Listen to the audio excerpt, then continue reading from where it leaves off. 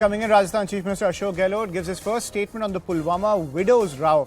Says jobs meant for the children of the martyrs can't be given to other relatives. He has accused the BJP of playing petty politics. Remember, Sachin Pilot wrote to the Chief Minister to take action, but now he has given his first statement saying that the jobs meant for the children of martyrs can't be given to other relatives. He has also accused the BJP of playing petty politics. I'm joined by my colleague Bhavani, who's getting us this piece of breaking news. Bhavani, Ashok Gehlot ने BJP को attack किया है इस मामले में, पर वो सचिन पायलट का इसमें नाम नहीं ले रहे हैं. क्या ये एक इनडायरेक्ट अटैक है सचिन पायलट के खिलाफ?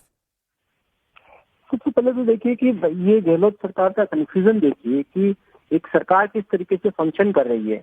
दिन में 2 मिनिस्टर को चीफ मिनिस्टर ने भेजा इनसे वार्ता करने के लिए, और जो डिमांड्स हैं वो कोई नई डिमांड मिनिस्टर के सामने नहीं रखी थी. पिछले 7 दिन से धरने पे बैठे हैं, वही मांगे हैं, और जो सरकार की भी जानकारी में था.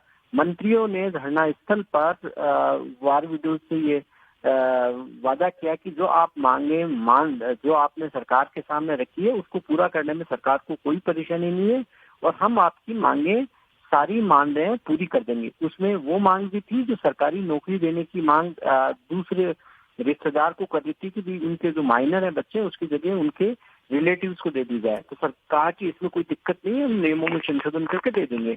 बाकी डिमांड्स के लिए भी एग्री कर दिया गया. और CNN न्यूज 18 के कैमरे पर राजस्थान सरकार के मंत्री प्रताप सिंह खाचरियावास ने कहा था कि ये सभी मांगे कोई बड़ी नहीं है, बहुत छोटी मांगे हैं, पूरा करने में सरकार को कोई दिक्कत नहीं, और हम वादा कर रहे हैं कि हम पर भरोसा करें, पूरा कर देंगे. अब आप देखिए कि उसके 5 घंटे बाद में चीफ मिनिस्टर का बयान आता, लंबा चौड़ा स्टेटमेंट आता, और अपनी सरकार के 2 मिनिस्टर ने जो वहां पर जाकर वादा किया, अब चीफ मिनिस्टर बदल गए कि हम प्रॉमिस पूरा नहीं कर सकते, नौकरी नहीं दी जा सकती क्योंकि दूसरे रिलेटिव को नौकरी देने से उनके बच्चों के हक को नुकसान होगा. अब सवाल है कि आखिर ऐसा हुआ क्यों कि चीफ मिनिस्टर, क्यों सरकार एक दिन में वादा करती है, शाम को पलट जाती है.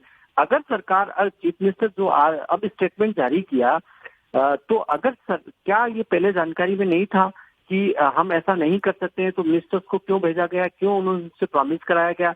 एक अब सवाल सबसे बड़ा होता है क्योंकि सचिन पायलट के घर के बाहर धरने पर बैठे हुए जो विक्टिम फैमिली, और वो इस बात को लेकर अड़ गई थी. सारा समझौता हो गया था, सरकार एग्री हो गई थी, लेकिन वो इस डिमांड पर अड़ गई थी कि उनके साथ 2 दिन पहले जब चीफ मिनिस्टर हाउस गए थे, उस दौरान पुलिस ने बदसलूकी की, मारपीट की.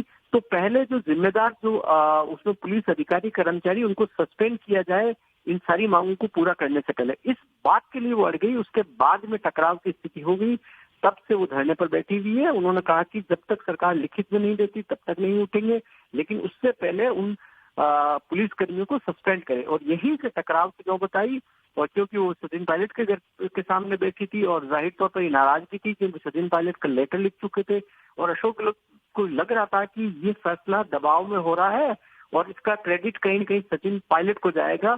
लग ऐसा रहा है कि शायद इसी वजह से पलट गए. जी राइट, थैंक यू भवानी.